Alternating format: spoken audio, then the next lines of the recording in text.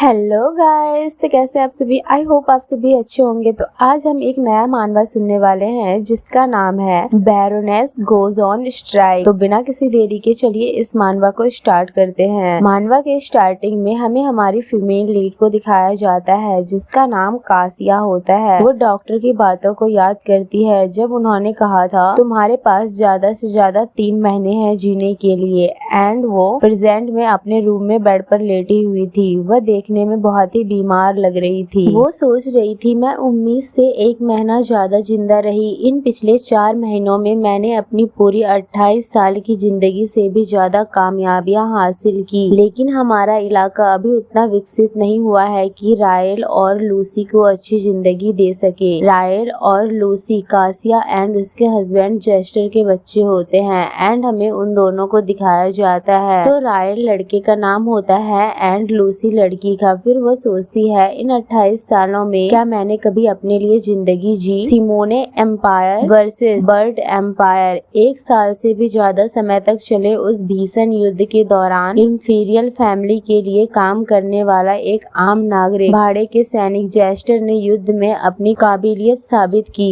Emperor उसे एक honourable title देकर रिवॉर्ड करना चाहते थे, लेकिन हाई रैंकिंग नॉबल्स ने इसका विरोध किया। इसलिए जेस्टर को सिर्फ बैरन की उपाधि और थोड़ी सी जमीन देकर रिवॉर्डेड किया गया और मैं कासिया एक युद्ध ट्रॉफी के रूप में जेस्टर ग्रेस को सौंप दी गई, जिसे डिस्ग्रेसफुल रूप से एम्परर का डॉग कहा जाता था। कभी मेरी खूबसूरती और काउंट की पहली बेटी होने की वजह से पूरे एम्पायर में मुझे सबसे योग्य और बैचलर माना जाता था, लेकिन आखिर में मेरी किस्मत में यही लिखा था कि मुझे एक ऐसे आम भाड़े के सैनिक को सौंप दिया जाए जिसे अभी अभी नोबल फैमिली का दर्जा मिला था। फिर भी मैं एक खुशहाल शादी का सपना देखते हुए ग्रेस चली आई, लेकिन हमारी शादी प्यार से बिल्कुल भी भरी हुई नहीं थी। मेरा हस्बैंड सिर्फ एम्परर का डॉग नहीं था बल्कि हर किसी का डॉग था। छोटे बड़े सिविल वॉर हो, नेशनल वॉर हो या दूर दराज के इलाकों के वॉर, जब तक पैसे मिलते वह हर काम एक्सेप्ट कर लेता था। वह कभी कासल के अंदर टिकता ही नहीं था। क्या वह इसलिए वॉर के पीछे इतना पागल था क्योंकि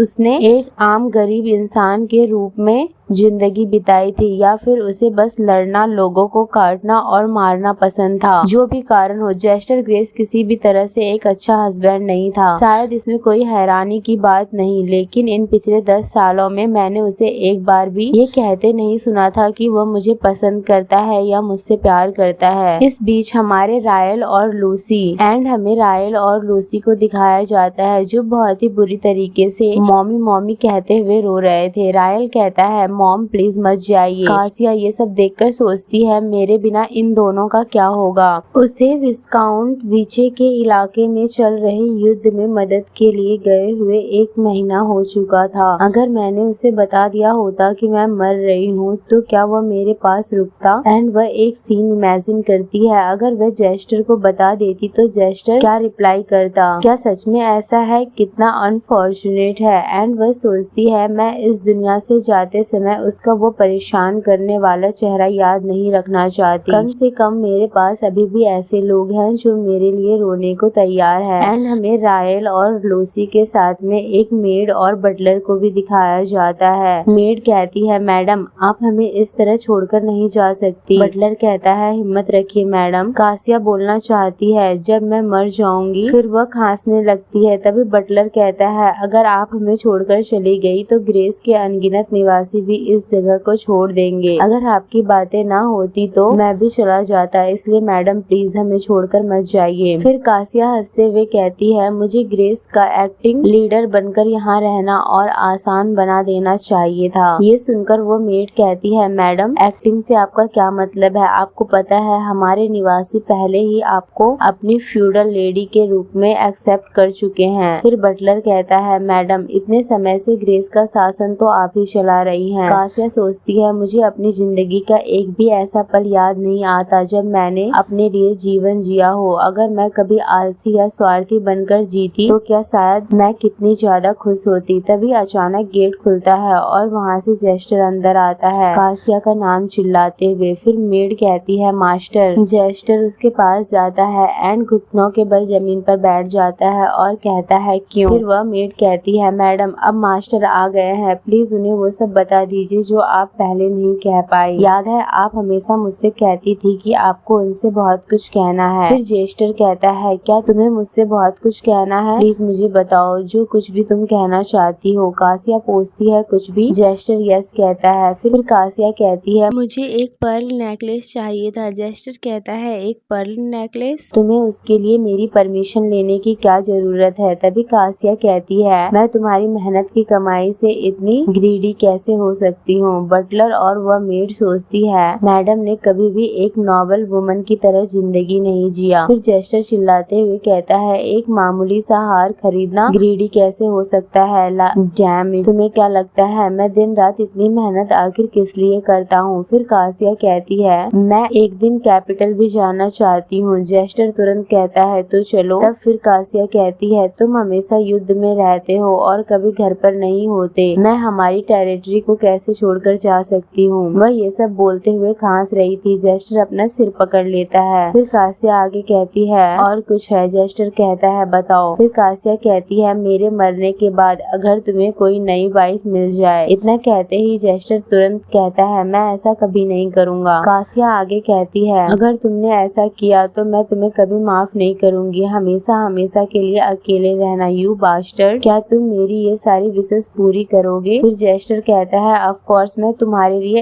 ऐसे 100 घटिया नेकलेस भी खरीद सकता हूँ और कैपिटल, मैं तुम्हें खुद कैपिटल लेकर जाऊंगा और मैं ग्रेस की कसम खाकर कहता हूँ कि तुम्हारे अलावा कभी कोई दूसरी वाइफ नहीं रखूंगा। फिर कासिया अपना कांपता हुआ हाथ आगे बढ़ाती है और कहती है कितना अच्छा है, मेरी मौत की घड़ी आने के बाद आखिरकार तुम मेरे साथ अच्छा व्यवहार कर रहे हो, तो मेरी ये इच्छा भी पूरी कर दो। एंड वह एक पेपर उठाती है। जेस्टर कहता है तुम जो भी कहो। एंड वह पेपर आगे करते हुए उसे दिखाती है। वो एक्चुअली में एक डाइवोर्स पेपर होता है। वह पूरी तरह कांप रही थी। एंड डाइवोर्स पेपर आगे कर देती है और कहती है इस पर अपना स्टैंप लगा दो। ये देखकर जेस्टर शॉक हो जाता है और वह कुछ नहीं कह पाता। कासिया बहुत तेज तेज खांसने लगती है, इतना कि उसके मुंह से ब्लड निकलने लगता है। एंड इसी टाइम उसकी डेथ हो जाती है। बच्चे रोने लगते हैं, वो मॉम मॉम चिल्लाने लगते हैं और बटलर एंड वो मेड भी मैडम मैडम आवाज लगाने लगते हैं। वो लोग कहने लगते हैं मैडम आप हमें इस तरह छोड़कर नहीं जा सकती। तभी जेस्टर अचानक खड़ा होता है एंड वो डाइवोर्स पेपर को फाड़कर फेंक देता है और कहता है मैं डाइवोर्स पेपर पर साइन करने से रिफ्यूज करता हूँ। सीन शिफ्ट होता है नेक्स्ट सीन में। जैसे ही कासिया की आंखें खुलती है वह सोचती है क्या मैं हेवन में हूँ? एंड वह चारों तरफ देखते हुए सोचती है मेरा रूम, प्लीज ऐसा मत कहना कि ये हेल है, लगता है मैं सच में मर गई हूँ। शायद ये सच है कि इंसान हेवंस में अपने असली रूप में जाता है। फिर वह हाथ जोड़ते हुए एंड प्रे करते हुए कहती है डियर गॉड आप मुझे लेने कब आएंगे? एंड वह अपने आसपास देखती है। तब भी साइलेंस ही रहता है, कोई उसके सामने प्रकट नहीं होता। तभी उसकी नजर अचानक अपने बगल में जाती है जहाँ पर जेस्टर लेटा हुआ था। ये देखकर वह इतनी शॉक हो जाती है कि वह बेड से नीचे गिर जाती है। तभी जेस्टर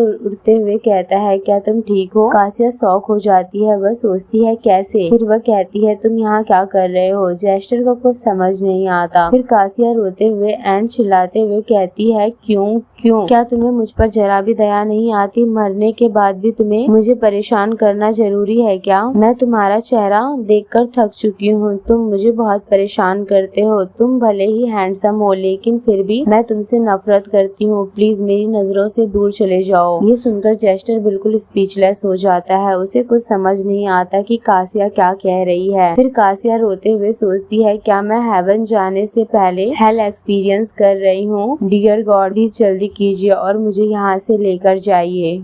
उसके बाद जेस्टर तुरंत कासिया के ऊपर ब्लैंकेट डाल देता है एंड उसे उठाकर बेड पर बिठा देता है और वो बस कासिया को घूरे जा रहा था। कासिया जैसे ही जेस्टर की बॉडी देखती है वह बिल्कुल रेड हो जाती है और सोचती है भगवान प्लीज मुझे इस हेल से बचा लीजिए। तभी जेस्टर अपना बाथरोब पहनता है और उसके बाद फिर वह कहता है तुम वही हो जो किसी काम के हो जाने के बाद अपनी नापसंदगी जताती हो। ये कहकर वह गेट बंद बंद करके वहाँ से चला जाता है। एंड कासिया गॉड से प्रे करते हुए कहती है, डियर गॉड, अगर आपके अंदर जरा भी जमीर है तो चर्च की सारी डोनेशन जो अब तक मैंने की थी वो सभी आप वापस दे दीजिए। आप सुन रहे हो ना मैं क्या कह रही हूँ। फिर वह आंखें खोलती है एंड अपने रूम की डेकोरेशन को देखते हुए सोचती है, तो ये कोई सपना नहीं है, मैं सच में 10 साल पीछे पास्ट में लौट आई हूँ। मुझे याद है हमारी शादी की पहली रात को इन्हीं महंगी कैंडल्स को सजावट के तौर पर रखा गया था। यही वह पहली रात थी जब मैं ग्रेस पहुंची थी। क्या मुझे अपनी उस बुरे सपने जैसी जिंदगी को फिर से जीना पड़ेगा? क्या भगवान को मुझ पर जरा भी तरस नहीं आता? ये एहसास, इसमें कोई शक नहीं है, ये सिर्फ मेरा पहला अनुभव नहीं है बल्कि उससे मेरी बहुत ही ज्यादा इम्पोर्टेंट चीज भी छीन ली थी। और मुझे इन्हीं 10 सालों में वापस क्यों भेजना था? अगर मुझे समय में पीछे भेजना था तो 20 साल पीछे भेज देते, या फिर तब जब मैं अपनी माँ के पेट में थी। आखिर क्यों अभी ही क्यों नहीं? साल से कोई फर्क नहीं पड़ता। आखिरकार मेरी किस्मत में बैरन की वाइफ बनना ही लिखा था। उस समय मैं इतनी छोटी थी कि एक एम्पायर्स के युद्ध के दौरान किए गए उसके काम और उपलब्धि की अहमियत समझ नहीं पाती थी, लेकिन मुझे पता था कि एम्परर उसे इनाम देने के लिए बहुत एक्साइटेड थे, क्योंकि उस नए हीरो के घर को अभी भी कोई मिस्ट्रेस नहीं मिली थी। एंड वह उस सीन को याद करती है जब एम्परर ने उसके फादर से कहा था, तुम्हें कैसा लगेगा अगर तुम्हारे परिवार को ये ऑनरेबल पोजीशन संभालने का मौका मिले? फिर कासिया आगे सोचती है, युद्ध के उस हीरो के लिए एम्परर ने जो इनाम सोचा था वो था रुबेर्नो परिवार की बेटी, एक ऐसा परिवार जिसके पास अपार दौलत थी और जिसे सत्ता का केंद्र माना जाता था। काउंट रुबेर्नो की पहली बेटी कासिया रुबेर्नो। लेकिन एम्परर की तो 3 बेटियां हैं। क्या जब तक अपनी बेटी ना हो तब तक किसी और की बेटी को बलिदान करने में उन्हें कोई परेशानी नहीं होती? मैं अपनी बदकिस्मती का सारा दोष अपने पति को नहीं दे सकती, एम्परर भी इसके लिए उतने ही जिम्मेदार हैं। कम से कम मुझे उस पल में तो वापस भेज सकते थे जब हमारे बीच वो सब होने से पहले मैं उसे बिना अपनी इज्जत की परवाह किए साफ साफ मना कर देती। एंड वह लास्ट नाइट के सीन को याद करती है जब कासिया बेड पर बैठी थी एंड चेस्टर वहीं खड़ा था। वो बस कासिया को देखे जा रहा था। फिर वह वहाँ से मुड़कर जाने लगता है और कहता है, मैं इस सब के साथ अराउज नहीं हूँ। तभी कासिया उसे रोकते हुए कहती है, अगर हमारी फर्स्ट नाइट को ही तुम मुझे ऐसे छोड़कर चले गए तो कोई भी मुझे सीरियसली नहीं लेगा। मुझे पता है तुम मुझे पसंद नहीं करते, लेकिन एंड वह ये सब कहते हुए उस टाइम बहुत ही ज्यादा शर्मा रही थी। एंड वह दोनों नाइट स्पेंड करते हैं। एंड प्रेजेंट में कासिया सोचती है, वो ग्रेस कैसल में मेरा अब तक का सबसे बुरा दिन था, यकीनन मेरी जिंदगी के 5 सबसे बुरे दिनों में से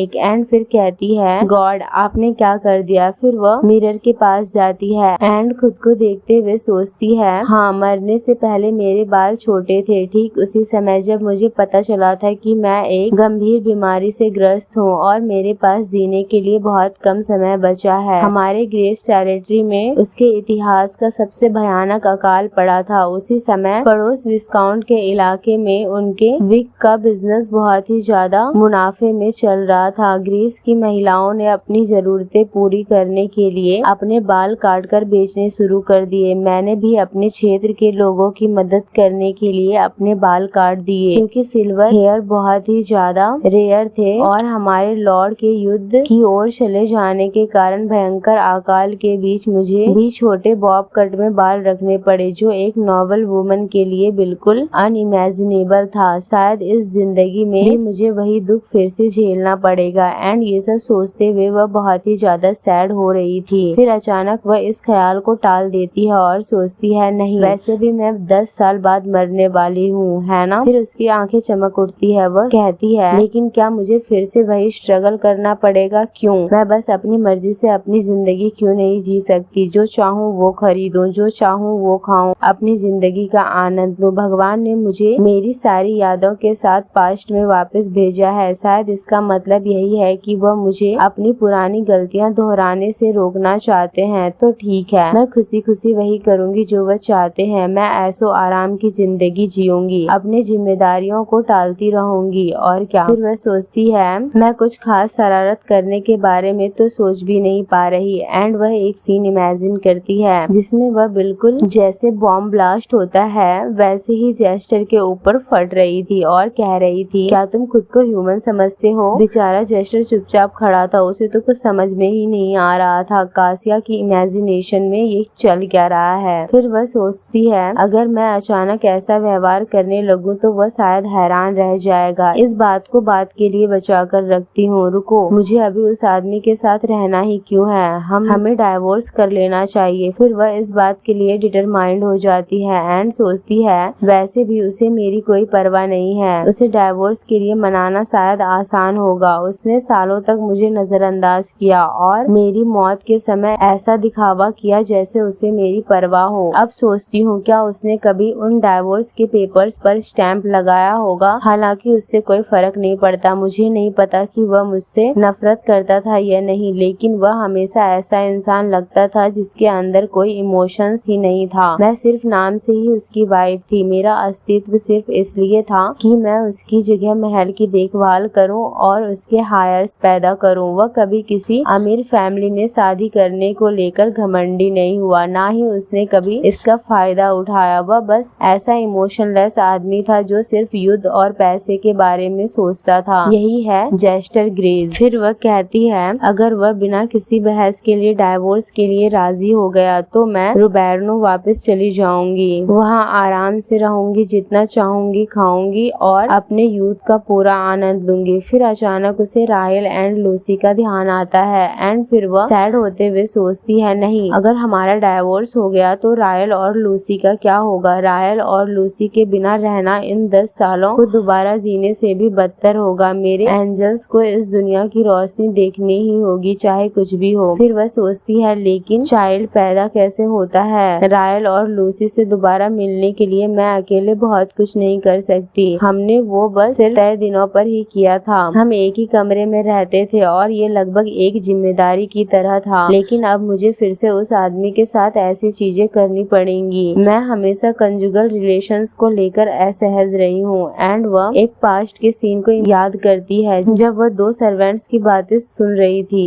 एक कहती है मेरे हस्बैंड ने ऐसा किया वैसा किया एंड वो दोनों बातें करके हंस रही थी एंड ये सब कासिया सुनकर शॉक हो रही थी। प्रेजेंट में वह सोचती है लेकिन जब मुझे एहसास हुआ कि हमारे रिश्ते में कोई समस्या है तब हम महल में मौजूद बाकी सभी लोगों से भी ज्यादा एक दूसरे से दूर हो चुके थे। जब मैंने उसे बताया कि मैं रायल के साथ प्रेग्नेंट हूँ तब भी उसके व्यवहार में कोई बदलाव नहीं आया एंड वह उस टाइम को याद करती है जब उसने जेस्टर को बताया था कि वह रायल के साथ प्रेग्नेंट है और जेस्टर ने कहा था अच्छा काम किया, गुड वर्क। प्रेजेंट में वह सोचती है क्या वो कम से कम खुश होने का प्रिटेंड भी नहीं कर सकता था। आखिर मैं उससे उम्मीद ही क्या कर रही थी। एंड वह डिसअपॉइंट होते हुए सोचती है यहाँ तक कि हमारे बच्चों के नाम भी मैंने बहुत सोच समझकर खुद चुने थे। जब तक मुझे अपने बच्चे वापस नहीं मिल जाते मैं उसे डाइवोर्स नहीं दे सकती। इसका मतलब कि लूसी के पैदा होने तक मुझे ग्रेज में ही रहना होगा, यही जिंदगी है। एंड फिर वह वापस जाकर बेड पर बैठ जाती है और सोचती है मैं बहुत थक गई हूँ, मुझे नींद आ रही है। जहाँ तक अपनी जिंदगी को खुलकर जीने का प्लान है उसके बारे में मैं नैप लेने के बाद सोचूंगी। फिर वह उबासी लेते हुए सोचती है हालांकि इस बार अगर मेरी आंखें खुलने पर मैं हेवन में हूँ तो भी मुझे कोई प्रॉब्लम नहीं है।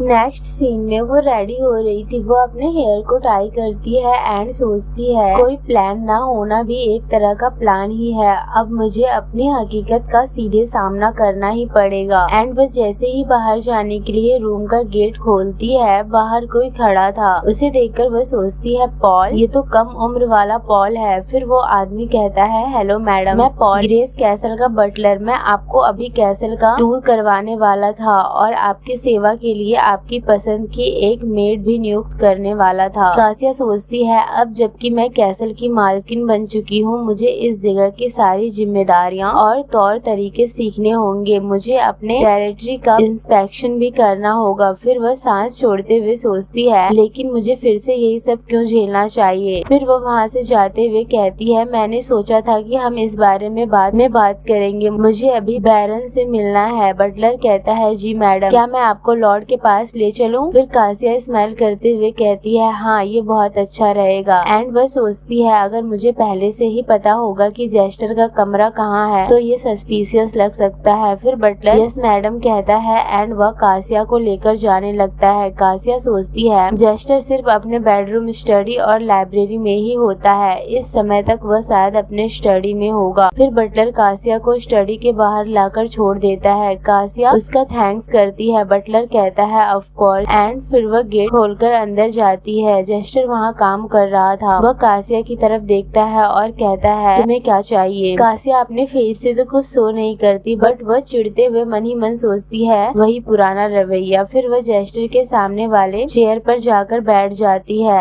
और कहती है मुझे तुमसे कुछ कहना है। जेस्टर कहता है क्या? फिर कासिया कहती है अभी बटलर मुझसे मिलने आया था, अब जबकि मैं इस कैसल की मालकिन बन गई हूँ मुझसे उम्मीद की जा रही है कि मैं बटलर की जिम्मेदारियाँ संभालूंगी। जेस्टर कहता है हाँ शायद। फिर कासिया आगे कहती है मुझे माफ करना लेकिन मुझमें घर संभालने का कोई टैलेंट नहीं है और ना ही मुझे इसमें जरा भी इंटरेस्ट है। अगर कैसल को संभालने की जिम्मेदारी मुझे दी गई तो ग्रेस बहुत जल्दी बर्बाद हो जाएगा। जैसा कि तुम जानते हो हम दोनों इस शादी के लिए तैयार नहीं थे और सच कहूँ तो इसे सफल बनाने में मेरा कोई खास मोटिवेशन भी नहीं है, इसलिए प्लीज मुझसे एक वाइफ की जिम्मेदारियां निभाने की उम्मीद मत करना। एंड वह सोचती है मैंने अपनी पिछली जिंदगी में बिना किसी के कहे दिन रात जी जान लगाकर काम किया था। हो सकता है मेरी किसी अननोन डिजीज से मौत की वजह यही हो कि मैंने अपने शरीर को लगातार काम करके थका दिया था। मैं दोबारा ऐसी दुख भरी जिंदगी नहीं जीना चाहती। मैं कसम खाती हूँ इस बार मैं आराम और खुशी से अपनी जिंदगी जीऊंगी। फिर वो आगे कहती है क्या इससे तुम्हें कोई परेशानी है? जेस्टर कहता है नहीं बिल्कुल नहीं, तुम जैसा चाहो वैसा कर सकती हो। कासिया कहती है पक्का, बाद में अपना फैसला मत बदलना। फिर वो आगे कहती है वैसे भी अगर तुमने अपना फैसला बदल भी लिया तो भी मैं काम नहीं करने वाली हूँ। फिर जेस्टर कहता है ठीक है, बस मैं थोड़ा सरप्राइज हो रहा हूँ कि तुम कल की तुलना में आज बहुत अलग इंसान की तरह व्यवहार कर रही हो। ये सुनकर कासिया शॉक हो जाती है। जेस्टर आगे कहता है तो तुम ऐसी वुमन हो जो अपनी पसंद और नापसंद को लेकर बिल्कुल क्लियर हो। फिर तुमने कल रात मुझे मना क्यों नहीं कर दिया? तुम्हें खुद को उस परिस्थिति में डालने की क्या जरूरत थी? डालने की जरूरत नहीं थी। कासिया आगे कहती है मुझे लगता है तुम कुछ मिसअंडरस्टैंड कर रहे हो। मुझे इस चीज का पहले कोई एक्सपीरियंस नहीं हुआ था, इसलिए मुझे पता नहीं था कि मुझे ये पसंद आएगा या नहीं। बाद में मुझे इससे नफरत होने लगी। एंड ये सुनकर जेस्टर को बहुत बड़ा झटका लगता है। वह बिल्कुल शॉक हो जाता है। उसके दिमाग में कासिया का ये वर्ड बार बार रिपीट होने लगता है। मुझे तब पता नहीं था कि मुझे ये पसंद आएगा कि नहीं, बाद में मुझे इससे नफरत होने लगी। एंड बार बार जेस्टर यही बात सोचते रहता है। उसका माइंड बिल्कुल ब्लैंक पड़ जाता है। कासिया आगे कहती है बैरन वो कुछ नहीं कहता और पेपर पर कुछ लिखने लगता है। फिर कासिया आगे कहती है खैर मुझे तुम्हारी परमिशन है ना? अगर बटलर दोबारा मेरे पास आए तो मैं उससे कह दूंगी कि वह अपना काम अच्छी तरह करता रहे। जेस्टर कहता है जाओ कर लो। कासिया वहाँ से उठती है और कहती है तो फिर मैं चलती हूँ। जेस्टर कहता है ठीक है। एंड कासिया वहाँ से चली जाती है। एंड जेस्टर बेचारा कासिया की वही बात को याद करते रहता है। एंड उसने पेपर पर लिखा था लेकिन मुझे तो वो अच्छा लगा था। एंड वह सोचता है एंड जैसे ही उसका नजर उस पेपर पर लिखे हुए वर्ड पर जाता है वह सोचता है ये मैं क्या लिख रहा हूँ। फिर वह उन सभी पेपर्स को फाड़ कर फेंक देता है और अपना सिर पकड़ते हुए कहता है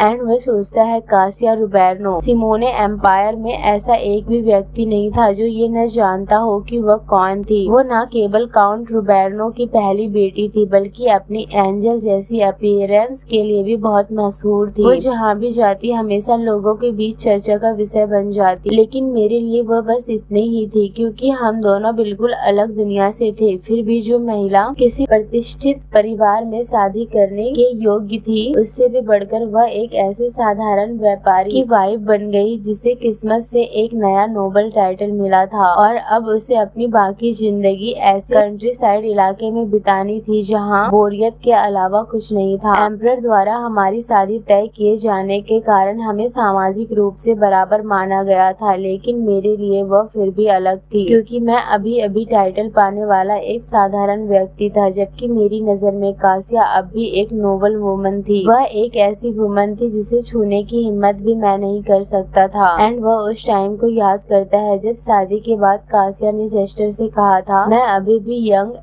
इनएक्सपीरियंस्ड और बहुत पीछे हूँ, लेकिन मैं अपनी पूरी कोशिश करूंगी। मुझे उम्मीद है कि जिस टेरिटरी को हम बनाएंगे वो खूब फले फूले और समृद्ध हो। एंड वह उस टाइम को याद करता है जब फर्स्ट नाइट पे कासिया ने जेस्टर से कहा था, अगर तुम हमारी फर्स्ट नाइट को ही इस तरह चले जाओगे तो कोई भी मुझे सीरियसली नहीं लेगा। मैं समझती हूँ कि तुम मुझे पसंद नहीं करते, लेकिन एंड वह उस टाइम सोच रहा था, इससे पहले मुझे कभी किसी वुमन के प्रति ऐसा अट्रैक्शन फील नहीं हुआ था, लेकिन उस पर मेरा दिमाग जैसे पूरी तरह उलझ गया था। ठीक है, वह मेरी वाइफ है और वह भी इसके लिए अग्री है। मैंने खुद को यही समझाकर उस सिचुएशन को सही ठहराया था। मुझे डर था कि उसे बुरा लगेगा, इसलिए मैंने कोशिश की कि जितना हो सके उतना कम उसे टच करूं। लेकिन क्या फिर भी उसे बुरा लगा? क्या वह शुरू से ही इस पूरी सिचुएशन के खिलाफ थी? नहीं, उसने कहा। उसे बाद में इससे नफरत होने लगी। एंड वह अपना सिर पकड़ लेता है और सोचता है, तो बस मैं ही था जिसने ये सब एंजॉय किया, मैं ही गलत था। एंड वह आगे सोचता है, क्या मुझे उसे ढूंढकर उससे माफी मांगनी चाहिए? तभी कोई दरवाजे पर नॉक करता है। वह कहता है, मास्टर मैं पॉल हूँ। जेस्टर कहता है, अंदर आओ। और वह पूछता है, क्या बात है? फिर पॉल कहता है, मैडम के संबंध में मुझे आपसे कुछ बात करनी है। कल से वह ऑफिशियली कैसल की मालकिन बन चुकी है, इसलिए मैं अपनी रिस्पॉन्सिबिलिटीज धीरे धीरे उन्हें सौंपना शुरू करना चाहता हूँ। मैं अपने काम उन्हें धीरे धीरे सौंपूंगा ताकि उन पर अचानक बहुत ज्यादा जिम्मेदारी न आ जाए। हालांकि मेरा मानना है कि उनके लिए जल्द से जल्द हमारे टेरिटरी का इंस्पेक्शन करना बेहतर होगा, इसलिए मैं आपके शेड्यूल के बारे में पूछना चाहता था। एंड वह टेरिटरी के लेडीज को इमेजिन करता है जो कासिया से मिलने के लिए बहुत ही ज्यादा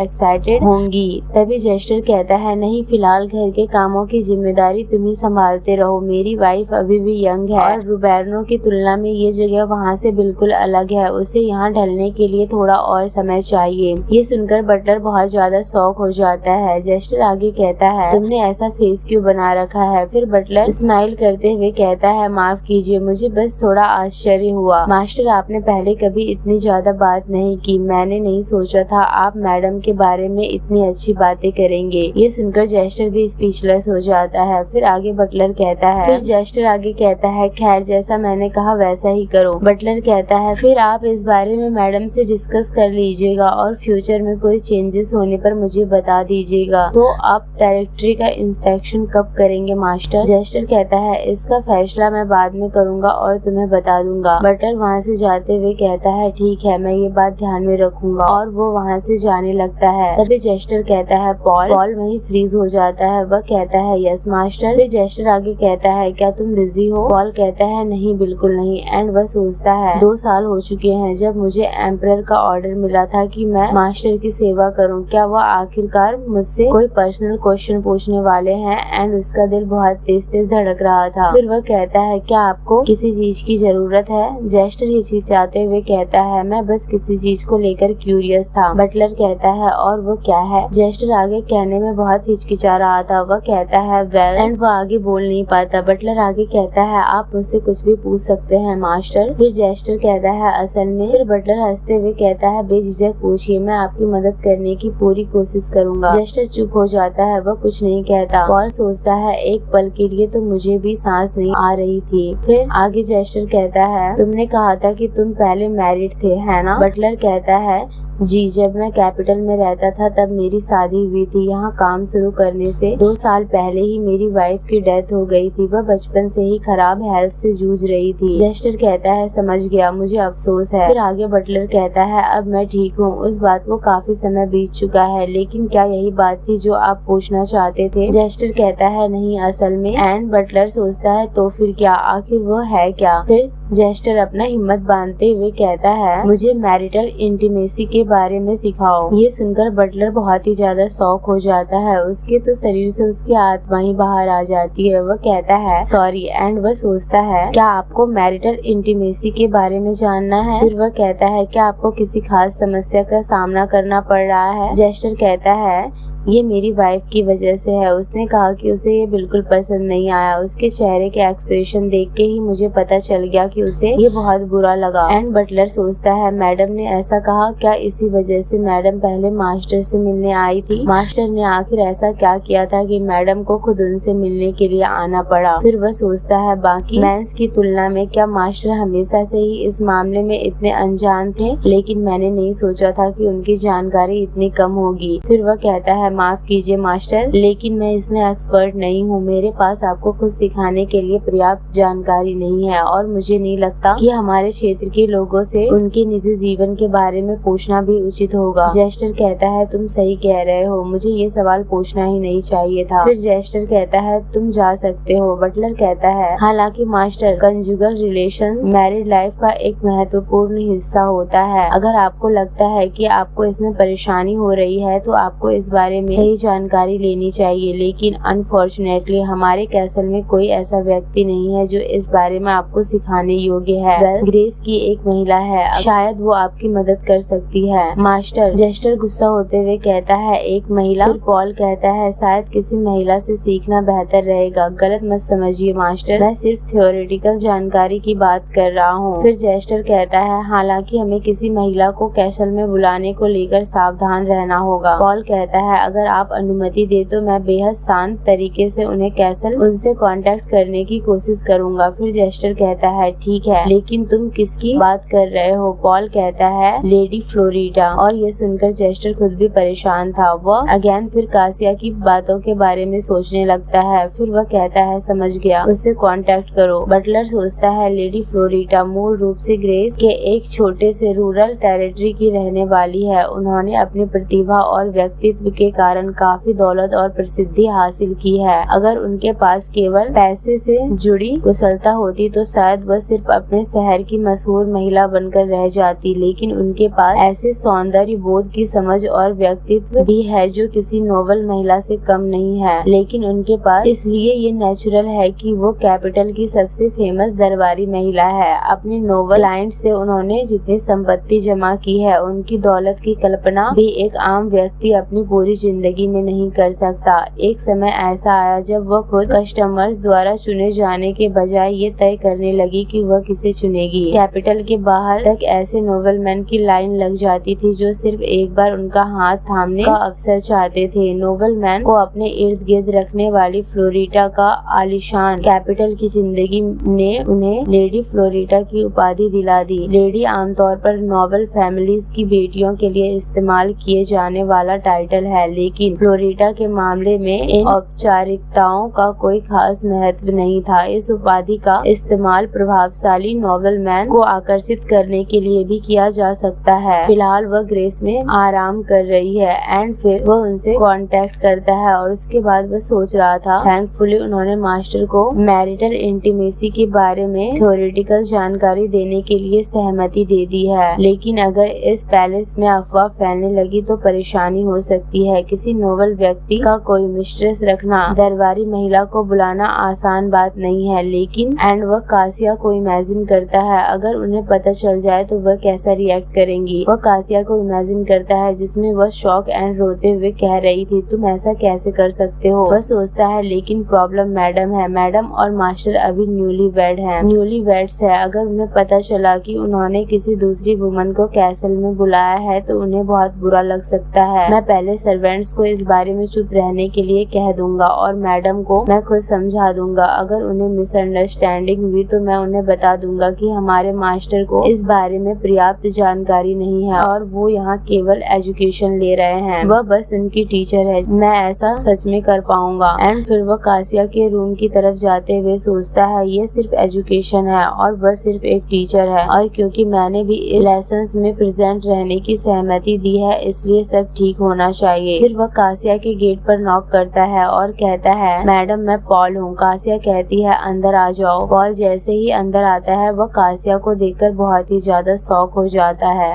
हमें कासिया को दिखाया जाता है जो बेड पर लेटी हुई थी, अपने बालों को नीचे फैलाकर वो गेट की तरफ देख रही थी। तभी जैसे ही गेट पर नॉक होता है, बाहर से पॉल कहता है, मैडम मैं पॉल हूँ, क्या मैं अंदर आ सकता हूँ? मुझे आपसे कुछ बात करनी है। कासिया कहती है, अंदर आ जाओ। जैसे ही पॉल अंदर आता है, वह कासिया को इस तरह देखकर शॉक हो जाता है। वह सोचता है ये कैसे हो सकता है, मैडम शायद अपनी फर्स्ट नाइट की वजह से सदमे में होंगी। जैसा मैंने सोचा था बिल्कुल वैसा हुआ। मास्टर को जल्द से जल्द अपना लेसन शुरू करने की जरूरत है। फिर वह स्माइल करते हुए कहता है, मैडम क्या कोई खास बात आपको परेशान कर रही है? कासिया कहती है, मुझे परेशान कर रही है? बिल्कुल नहीं, मैं तो अपनी जिंदगी में पहली बार पूरी तरह आराम कर रही हूँ। फिर वह आगे कहती है, सॉरी, मुझे कभी नहीं पता था कि बिना कुछ किए बेड पर पड़े रहना इतना अच्छा लग सकता है। तुम भी पॉल आराम करना मत भूल, जरूरत से ज्यादा काम करने के लिए वैसे भी तुम्हारी तारीफ कोई नहीं करेगा। जब तक हम यंग है हमें अपने हेल्थ का ध्यान रखना चाहिए। यह सुनकर पॉल सोचता है ये 18 साल की लड़की के शब्द कैसे हो सकते हैं। फिर वह सोचता है मास्टर ने आखिर इस यंग मैडम के साथ ऐसा क्या किया था। कासिया बेड पर रोल करने लगती है। फिर पॉल क्लैप करते हुए कहता है, मैडम मैं आपसे ये पूछने आया था कि आपकी अटेंडेंस के लिए आप किस मेड को पसंद करेंगी। हमारे सर्वेंट्स बारी बारी से आपकी सेवा करते रहेंगे, लेकिन अगर कोई खास मेड आपको पसंद है तो मैं उसे अच्छी तरह ट्रेन कर दूंगा। कासिया कहती है, ठीक है ऐसा करते हैं। फिर तभी अचानक अगेन डोर नॉक होता है। बाहर से आवाज आती है, पॉल क्या तुम यहाँ हो? फिर वह आगे कहती है, मैडम क्या आप अंदर है? मैं विटा हूँ, मैं कल आपसे मिल नहीं पाई थी इसलिए आज आपसे मिलने आई हूँ, क्या मैं अंदर आ सकती हूँ? पॉल गुस्से में कहता है, मिस विटा मैं इस समय मैडम से बात कर रहा हूँ, इसलिए अगर आप वापस चली जाए तो। तभी कासिया उसकी बात को काटते हुए कहती है, वो कौन है? वो बस मुझसे हेलो करना चाहती है, तुम उसे अंदर आने से क्यों रोक रहे हो? फिर पॉल कहता है, जी आप सही कह रही हैं, लेकिन वो। तभी कासिया पूछती है, क्या हुआ, कोई प्रॉब्लम है? एंड वह सोचती है पॉल को इस मामले में थोड़ा और समझदार होना चाहिए था। वो हमेशा उस वुमन के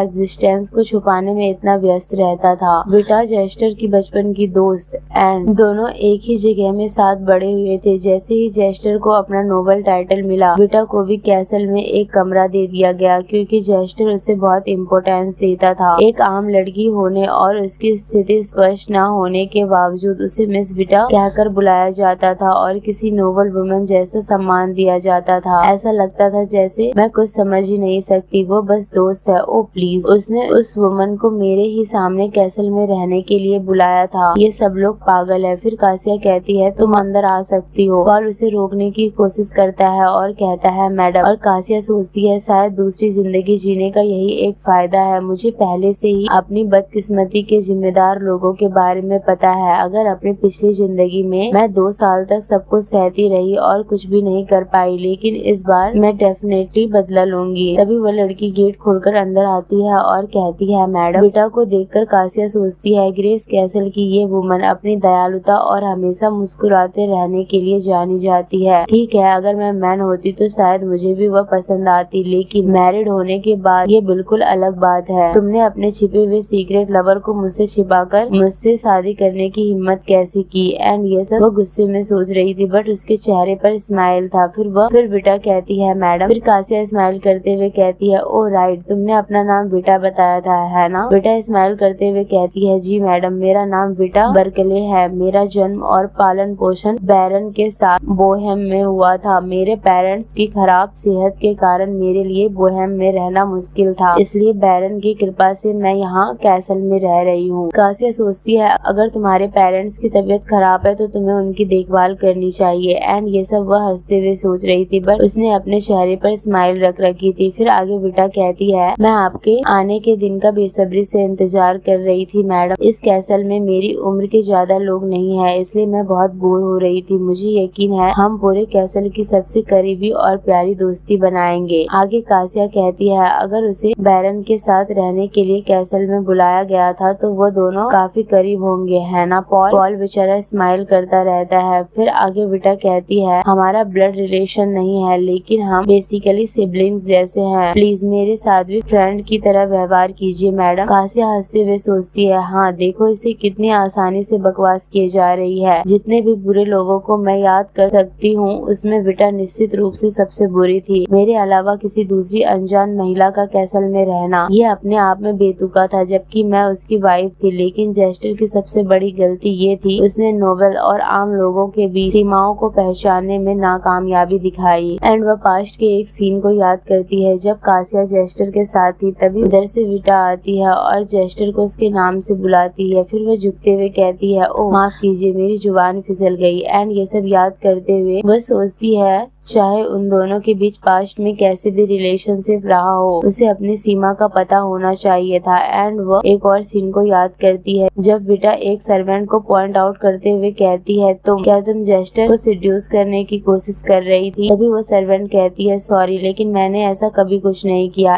एंड विटा कासिया से आकर कहती है, मैडम ये सब इसलिए हो रहा है क्योंकि आपके सर्वेंट आपको कमजोर समझ रहे हैं। यही समय है कि आप कैसल की मालकिन रूप में अपनी गरिमा दिखाएं। आपको एग्जाम्पल सेट करना चाहिए और इन बदतमीजों को यहाँ से निकाल देना चाहिए। कासिया सोचती है अभी तक किसी ने कुछ गलत नहीं किया, इसलिए मैं विटा को मना नहीं कर सकी। एंड वह जेस्टर की बातों को याद करती है जब जेस्टर ने कासिया से कहा था, विटा उन कुछ लोगों में से है जिन पर मैं भरोसा करता हूँ। तुम्हें हमारे सर्वेंट्स को संभालने का अधिकार है, लेकिन वो सर्वेंट नहीं है, उसके साथ वैसा व्यवहार मत करना। एंड प्रेजेंट में कासिया सोचती है, जेस्टर को लगता था सर्वेंट को निकालना या रखना मेरा फैसला था। जेस्टर ने उस टाइम ये भी कहा था उस पर कभी भी शक मत करना। कासिया सोचती है, जेस्टर मुझसे 6 साल बड़ा था, इसलिए मैं भी हमेशा उससे सम्मान पूर्वक बात करती थी। लेकिन पूरे कैसल में विटा ही एकमात्र व्यक्ति थी जो उससे इनफॉर्मली बात करती थी। एंड वह विटा के जेस्टर के साथ बिहेवियर को इमेजिन करती है। फिर वह एक और सीन इमेजिन करती है जब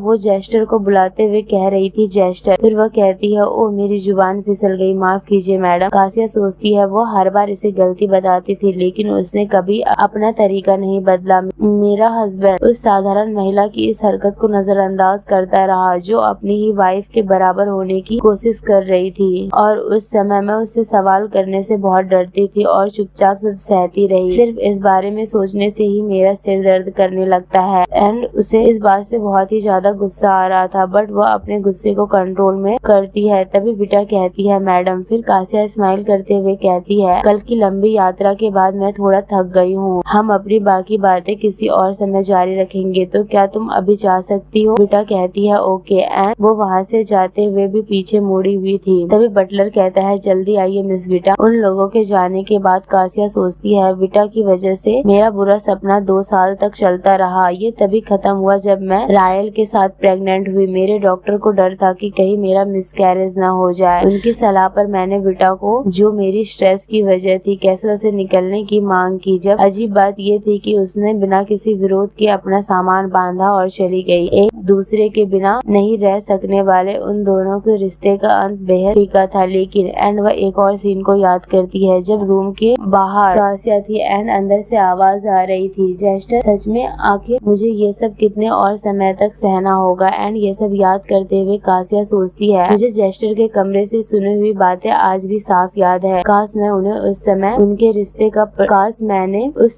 रिश्ते का पर्दाफाश कर दिया होता। इस बार मैं किसी को भी नहीं छोड़ूंगी। जब मैं तुम्हें पकड़ूंगी तो तुम्हारे चेहरे पर गोबर पोत दूंगी। सीन शिफ्ट होता है, हमें स्टडी रूम का सीन दिखाया जाता है जहाँ पे जेस्टर बैठा था एंड उसके सामने मिस रोजलिना बैठी थी। वो जेस्टर को घूरती है एंड अपनी सांस छोड़ते हुए नजरें फेर लेती है और सोचती है कहाँ से शुरू करूँ। जेस्टर कहता है, लेडी फ्लोरिटा कहती है, जी बैरन। फिर जेस्टर कहता है, क्या कोई प्रॉब्लम है? आपके चेहरे के एक्सप्रेशन। फिर लेडी फ्लोरिटा कहती है, माफ कीजिए, बस आप जैसे व्यक्ति से पहली बार मिल रही हूँ। एंड वह सोचती है, सर्दियों में भी मुझे इतना पसीना क्यों आ रहा है? फिर वह आगे कहती है, तो इंटीमेसी के टाइम पर आपने अपनी वाइफ को टच भी नहीं किया। फिर जेस्टर कहता है, मैंने कहा ना, मेरी वाइफ को टच करना मेरे लिए मुश्किल है। एंड जेस्टर की बातें सुनकर लेडी फ्लोरिटा का खून खौलने लगता है। वो बटलर से कहती है, पॉल, क्या मैं सिगरेट पी सकती हूँ? फिर पॉल कहता है, मैं आपकी परेशानी समझता हूँ, लेकिन प्लीज कैसल के अंदर स्मोकिंग ना करें। फिर लेडी फ्लोरिटा खुद को तसल्ली देते हुए सोचती है, stay strong madam. And stress के मारे उनका बीपी हाई हो रहा था। तो फिर लेडी फ्लोरिटा कहती है, बैरन, आपने अपनी शादी की फर्स्ट नाइट को बैरोनेस के साथ जो किया उसे कंजुगल रिलेशन नहीं कहा जा सकता। जेस्टर कहता है, इसका क्या मतलब है? फिर आगे लेडी फ्लोरिडा कहती है, आप उसे कंजुगल रिलेशन कैसे कह सकते हैं? आप दोनों के बीच जो होना चाहिए था वह किसी मैरिड कपल के बीच का ब्यूटीफुल फिजिकल एक्सचेंज नहीं था। अगर मुझे साफ शब्दों में कहना हो तो आपने जो किया वो जानवरों के बीच होने वाली रिप्रोडक्शन प्रोसेस जैसा था। जेस्टर परेशान होते हुए कहता है, कैसे? एंड फिर फ्लोरिडा उसे पेपर पर लिखकर समझाती है। एंड ये सब देखकर जेस्टर बिल्कुल शॉक हो जाता है एंड उसका एक्सप्रेशन बहुत खतरनाक रहता है। फिर लेडी फ्लोरिडा कहती है, अब आप एडल्ट हो चुके हैं तो बच्चों की तरह एक्ट करना बंद कीजिए। फिर जेस्टर कहता है, कैसे? मैं अपनी वाइफ को कैसे टच कर सकता हूँ? फिर लेडी फ्लोरिडा चिल्लाते हुए कहती है, क्यों नहीं? क्या आप अपनी वाइफ के साथ एक हेल्दी और अच्छा रिलेशनशिप नहीं चाहते? क्या इस वजह से आपने मुझे यहाँ नहीं बुलाया था? फिर जेस्टर कहता है, लेकिन जो आप मुझे बता रही हैं वो तो और भी ज्यादा जानवरों जैसा लग रहा है। लेडी फ्लोरिडा का स्ट्रेस और बढ़ता जा रहा था। वह कहती है, सीरियसली क्या आपका कभी अपनी वाइफ को टच करने का मन नहीं करता? तो जेस्टर अपने हाथ की तरफ देखते हुए कहता है, मन तो करता है लेकिन मैं कैसे करूं? क्या आपने उसे देखा है? वो बहुत नाजुक और छोटी सी है, उसकी स्किन बहुत फेयर है और वो ऐसी महिला है जिसे मैं आसानी से टच नहीं कर सकता। फिर लेडी फ्लोरिडा सांस छोड़ती है एंड गॉड से प्रे करते हुए कहती है, डियर गॉड प्लीज मेरी हेल्प कीजिए। मैं प्रार्थना करती हूँ कि इस मामले में मेरा बचा हुआ थोड़ा सा पेशेंस भी खत्म ना हो। प्लीज मुझे इतना पेशेंस दीजिए कि मैं इस बेचारे मासूम व्यक्ति को समझा सकूं। फिर जेस्टर अपना हाथ टेबल पर पटकता है और कहता है, उसे ये पसंद नहीं आया, इसके बाद मैं उसे टच करने की कोशिश कैसे कर सकता हूँ? फिर लेडी फ्लोरिडा कहती है, लेकिन वो आपसे इतना ज्यादा नफरत शायद ही कर सकती है, बस एक बार कोशिश करके देखिए। मैं सच में अपनी हद पर पहुंच चुकी हूँ और क्या मैं इसे समझाने के लिए थोड़े सीरियस शब्दों का इस्तेमाल करूँ? एंड फिर लेडी फ्लोरिडा उसे समझाने लगती है एंड उनकी बातें ऐसे ही कंटिन्यू रहती है। सीन शिफ्ट होता है कासिया पर, जो विटा के साथ कहीं जा रही थी। वह सोचती है, मैंने एक पूरा शांत सप्ताह आराम करने और जी भरकर खाने में बिताया, बस एक समस्या थी। विटा दुर्भाग्य से मेरी नजरों से दूर जाने को तैयार ही नहीं थी और लगातार मुझे परेशान करती रहती थी। विटा कहती है, अगर आप इसे किस करना कहते हैं तो शायद ये कहा जा सकता है कि हम दोनों का पहला किस एक दूसरे के साथ था। एंड ये सब सुनकर कासिया सोचती है, मैं वही पुरानी बातें फिर से क्यों सुन रही हूँ जो मैं अपनी पिछली जिंदगी में भी सुन चुकी हूँ। बैरन फिर आगे विटा कहती है, बैरन ने ये किया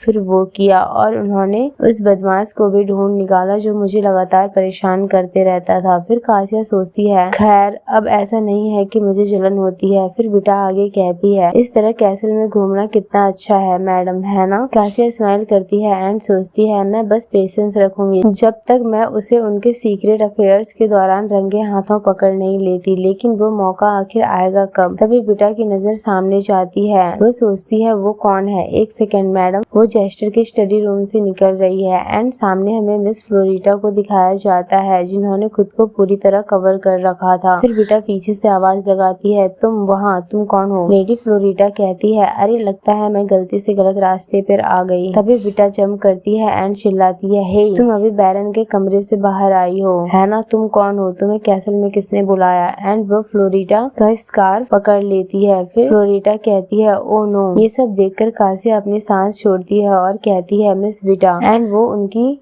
तरफ बढ़ती है। फिर आगे कहती है, आप क्या कर रही हो? गेस्ट के साथ ऐसा व्यवहार क्यों कर रही हो? उसे छोड़ दो। फिर विटा उसे छोड़ती है और आगे कहती है, मैं उसका चेहरा देख सकती हूँ, वो सस्पिशियस लग रही है, इसलिए मैं खुद कंफर्म कर लेती हूँ। एंड वो मिस फ्लोरिडा का स्कार्फ उतार कर फेंक देती है। ये देखकर मिस फ्लोरिडा शॉक रह जाती है एंड कासिया भी। वह आगे कहती है, मिस विटा बस कीजिए। विटा मिस फ्लोरिडा की तरफ पॉइंट आउट करते हुए कहती है, मैडम ये वुमन एक प्रोस्टिट्यूट है। फिर वो आगे कहती है, कैपिटल में ये बहुत बदनाम है, क्या आपने इसके बारे में नहीं सुना? ये पैसों की लालची महिला है जो नोबल मैन के साथ संबंध बनाकर पैसे कमाती है। हमें अभी बताओ, तुम बैरन के स्टडी में क्या कर रही थी? तभी कासिया कहती है, मिस विटा। फिर मिस फ्लोरिडा कहती है, कितनी बदतमीज औरत हो तुम, होती कौन हो मुझसे ऐसा कहने वाली और मुझे पैसों के लिए काम करने वाली कहने वाली? तुम होती कौन हो? अगर मैंने सच में पैसे लेकर ऐसा काम किया होता तो शायद मुझे इतना बुरा नहीं लगता। ये सुनकर सुनकर बेटा शॉक हो जाती है। फिर मिस फ्लोरिटा कासिया के सामने झुकती है एंड कहती है, मैं शांति से रहना चाहती थी, लेकिन किसी गलत फहमी से बचने के लिए शायद मुझे अपना परिचय दे ही देना चाहिए। आप ग्रेस की बैरोनेस है, मेरा नाम फ्लोरिटा रोजेलिन है। मैं यहाँ केवल इसलिए आई हूँ क्योंकि कैसल के बटलर ने बैरन की एक प्रॉब्लम के संबंध में मुझसे कांटेक्ट किया था। फिर भी आपसे मिलकर खुशी हुई। ये सुनकर कासिया कहती है, समझ गई, अगर बैरन ने आपको बुलाया है तो आप यहाँ वेलकम गेस्ट हैं। लगता है हमारी मिस ने अज्ञानता के कारण गलत व्यवहार कर दिया। अब आपको घर वापस जाना चाहिए। आपकी यात्रा सुरक्षित रहे। ये सुनकर विटा कहती है, मैडम। फिर मिस फ्लोरिटा कहती है, गुड बाय, एंड वो वहाँ से जाने लगती है। ये सारी बातें विटा से हजम नहीं होती। वह अपना होठ काटती है एंड जाकर मिस फ्लोरिटा के बाल पकड़ लेती है और कहती है, वहीं रुक जाओ। मिस फ्लोरिटा चिल्लाने लगती है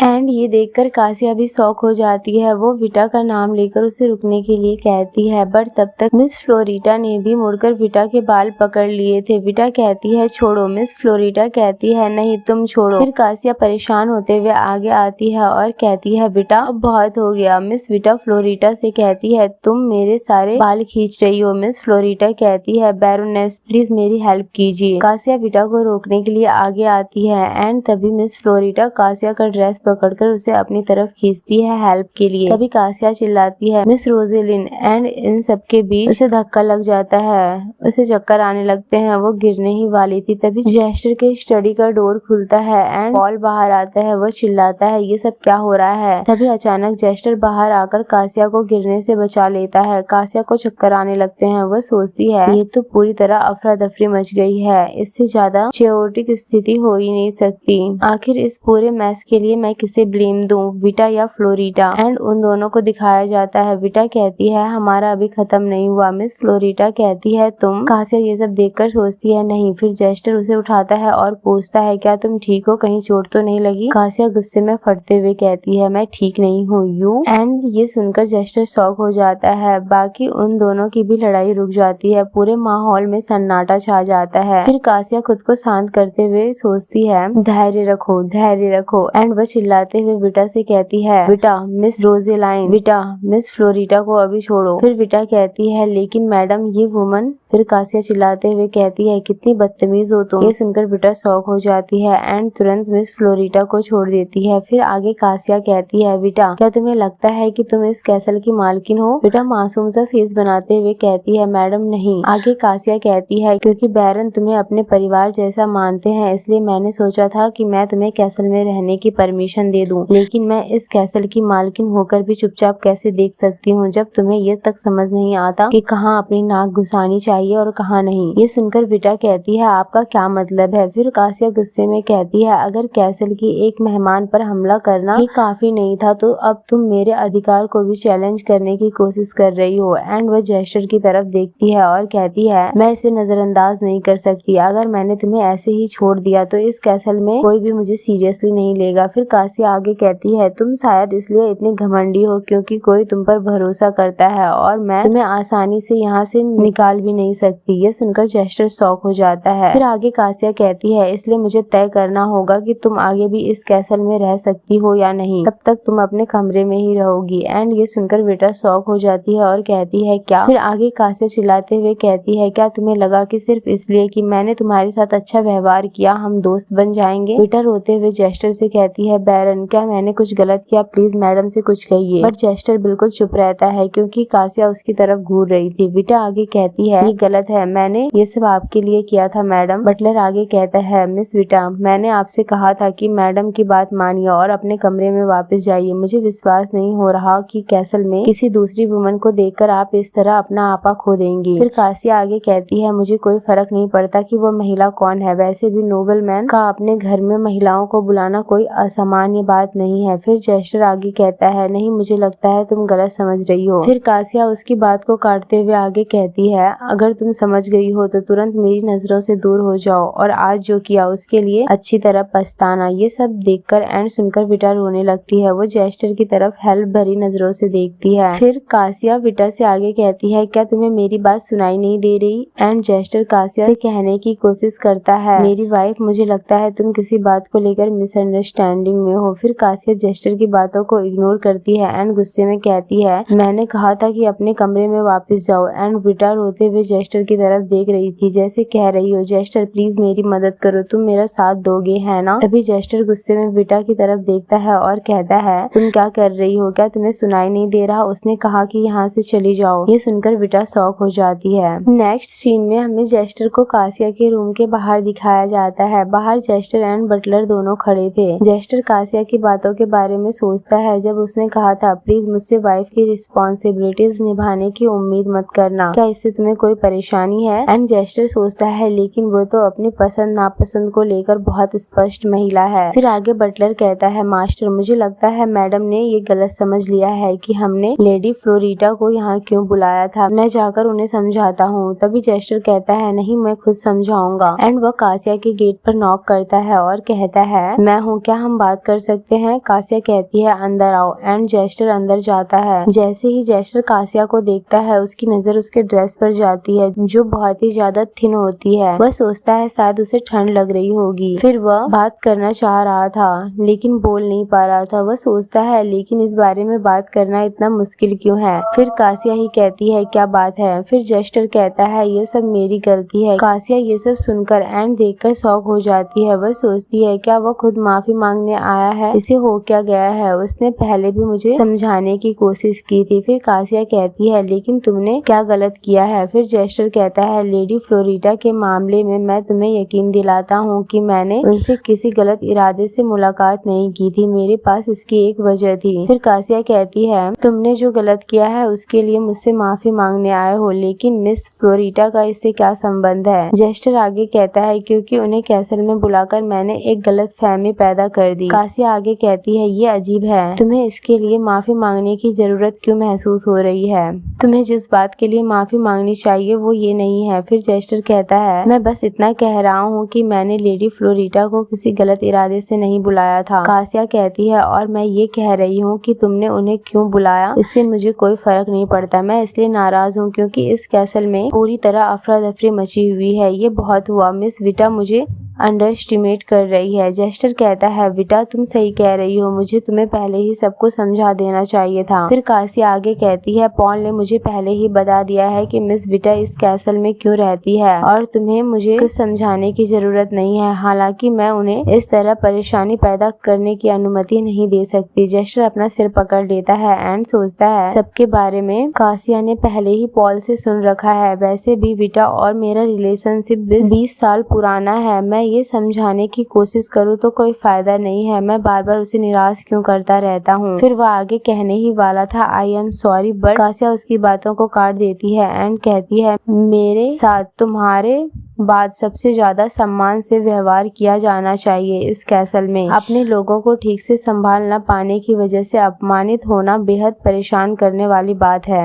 फिर वह आगे कहती है, अगर मुझे तुम्हारी कोई माफी सुननी है तो वह इस बात के लिए होनी चाहिए और किसी बात के लिए नहीं। मैं ये इसलिए कह रही हूँ क्योंकि तुम मिस फ्लोरिटा के बारे में माफी मांगने की कोशिश कर रहे थे। अगर तुम किसी महिला को कैसल में बुलाते हो या किसी दूसरी महिला से मिलते हो तो मुझे उसमें कोई दखल नहीं देना है। इसलिए तुम्हें इन मामलों में मेरे सामने सावधान रहने की जरूरत नहीं है। और विटा के साथ तुम्हारा रिलेशनशिप कैसा है इसकी मुझे कोई भी परवाह नहीं है। मैंने सिर्फ इतना कहना था कि कोई भी मेरे सामने घमंड से पेश ना आए। फिर जेस्टर एक्सप्लेनेशन देने की कोशिश करता है, लेकिन विटा और मेरे बीच कोई ऐसा रिलेशनशिप नहीं है। फिर कासिया कहती है, मैं पहले ही तुम्हें बता चुकी हूँ, मुझे कोई फर्क नहीं पड़ता, सच्चाई चाहे जो भी हो, मेरी चिंता मत करो। नेक्स्ट सीन में बटलर जेस्टर के पास जाता है एंड स्माइल करते हुए कहता है, मास्टर। एंड हमें जेस्टर को दिखाया जाता है जो बेचारा बेजान सा टेबल पर पड़ा हुआ था। फिर पॉल आगे कहता है, मास्टर, क्या आपकी बात अच्छी नहीं गई? जब मैं मैडम से मिलने गया था तो वह काफी संतुष्ट लग रही थी। मुझे लगा था आपकी बातचीत अच्छी रही होगी। ये सुनकर जेस्टर शॉक हो जाता है। फिर आगे बटलर कहता है, मैडम चाहती हैं कि मिस बिटा की सजा का फैसला आप करें, हमें क्या करना चाहिए। जेस्टर सांस छोड़ता है एंड अपना फेस टर्न कर लेता है और कहता है, मैं ही वो व्यक्ति हूँ जिसने अपनी वाइफ को चोट पहुँचाई है, फैसला उन्हें ही करना चाहिए, मुझे कोई फर्क नहीं पड़ता कि क्या होता है, इसलिए उसे कह दो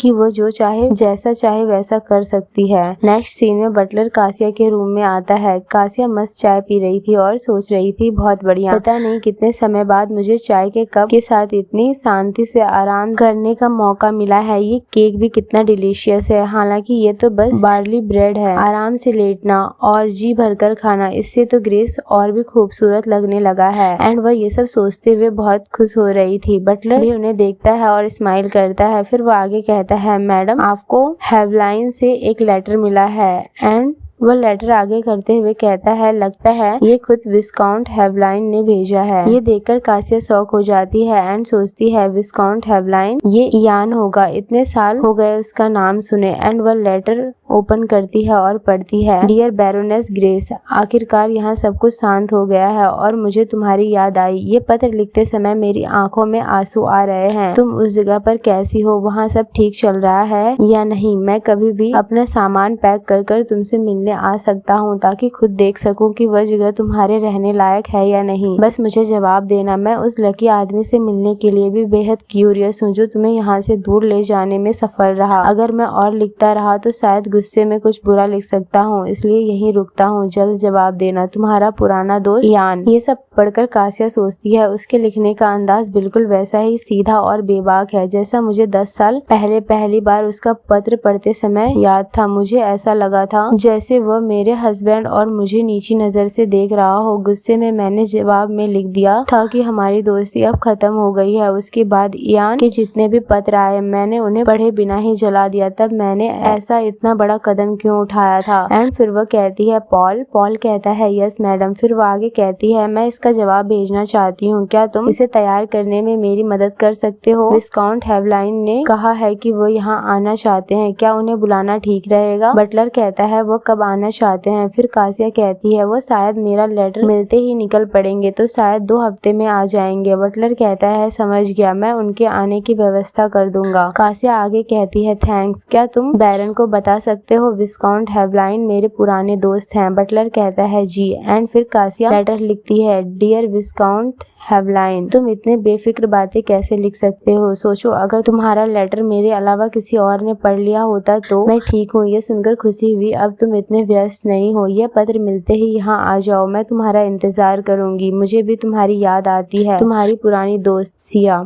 एंड हमें अगले इयान के लेटर को दिखाया जाता है। उसमें उसने लिखा था, सिया, मैं तुम्हारे जवाब का इंतजार कर रहा था। मुझे पता है कि मैं सीधे यहाँ से निकल सकता था, लेकिन तुम्हारे साथ इस तरह लेटर्स एक्सचेंज करना मजेदार है। जब हम एक दूसरे के पास रहते थे तब हमें लेटर्स की जरूरत नहीं पड़ती थी, लेकिन शायद इसमें भी अपना अलग ही मजा है। मुझे लगता है तुम्हें यह पत्र मिलने के अगले दिन ही मैं ग्रेस कासल पहुँच जाऊंगा। यहाँ बहुत सारी इंटरेस्टिंग चीजें हुई है, मैं तुम्हें सब कुछ बताने के लिए बेचैन हूँ। जब हम फिर मिलेंगे तब सारी बातें करेंगे। जल्द मिलते हैं, तुम्हारा पुराना दोस्त इयान। एंड ये सारा लेटर सिया पढ़ती है और सोचती है, ये पत्र मुझे अपने शहर की याद दिलाता है। इन 10 सालों में मैं एक बार भी वहाँ नहीं जा पाई। मैंने अपनी जिंदगी इतनी बिजी क्यों बना ली थी? हाँ, अब मैं वही करूँगी जो मेरा मन चाहेगा। बस मुझे अपने बच्चों से दोबारा मिलना है। अगर ऐसा हो गया तो मैं इस जिंदगी से पूरी तरह सेटिस्फाइड रहूंगी। एंड फिर वह दोबारा बिस्तर पर लेट जाती है और सोचती है, हे भगवान, क्या दुनिया में मुझसे ज्यादा सेल्फलेस और नेक कोई दूसरी महिला हो सकती है? प्लीज मेरे आलसी होने की वजह से मुझे मत छोड़ना, और इस बार जब मेरी मौत हो तो मुझे हेवन भेज देना। तभी गेट पर नॉक होता है और बाहर से आवाज आती है, मैडम मैं पॉल हूँ। कासिया कहती है, अंदर आ जाओ। फिर पॉल बाहर से कहता है, मैडम मास्टर भी मेरे साथ है, वो आपसे टेरिटरी इंस्पेक्शन के बारे में कुछ बात करना चाहते हैं। जेस्टर का नाम सुनते ही कासिया तुरंत बेड पर उठकर बैठ जाती है एंड सोचती है, नहीं, उस व्यक्ति को देखकर मुझे घबराहट क्यों हो रही है। फिर वो दोबारा लेट जाती है और कहती है, ठीक है, अंदर आ जाओ। एंड पॉल और जेस्टर अंदर आ जाते हैं। पॉल कासिया को देखकर सोचता है, मैडम फिर से बेड पर सो रही हैं। फिर पॉल कहता है, अब मैं चलता हूँ। जेस्टर हिचकिचाते हुए अंदर आता है और कासिया के पास जाता है। कासिया उसे घूरने लगती है और कहती है, तुम क्या बात करना चाहते थे? जेस्टर कुछ नहीं कह पाता। फिर कासिया आगे कहती है, मुझे मुझे टेरिटरी का इंस्पेक्शन करना है। जेस्टर हाँ में अपना सिर हिलाता है एंड वह पॉल की बातों को याद करता है जब वो कह रहा था आपको मैडम को भी अपने साथ ले जाना चाहिए। एंड ये सब सुनकर कासिया सोचती है और मैं उम्मीद कर रही थी मुझे कोई काम नहीं करना पड़ेगा। फिर वह सोचती है अब सोचती हूँ तो